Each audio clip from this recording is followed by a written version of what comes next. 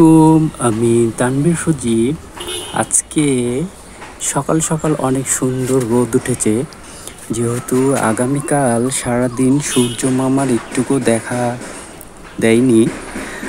আর সূর্য মামা অনেক অভিমান করেছিল, সেই কারণের জন্য আকাশ থেকে অনেক অঝরে বৃষ্টি ঝরেছিল, সাথে ঝোড়ো হাওয়া ছিল। আজকে আমার ড্রাগন গাছটা আপনাদেরকে দেখাচ্ছি। মাশাআল্লাহ, এর বয়স 1 বছর। আজকে আমি অনেক খুশি, কারণ অনেক আশায় ছিলাম যে কবে ড্রাগন গাছে ফুল আসবে।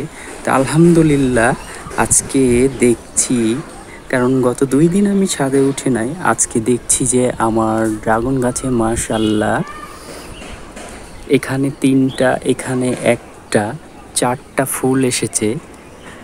আলহামদুলিল্লাহ। আসলে নিজের হাতের গাছ লাগানো এবং গাছের পরিচর্যা করা এবং গাছে ফল আসলে কার না ভালো লাগে।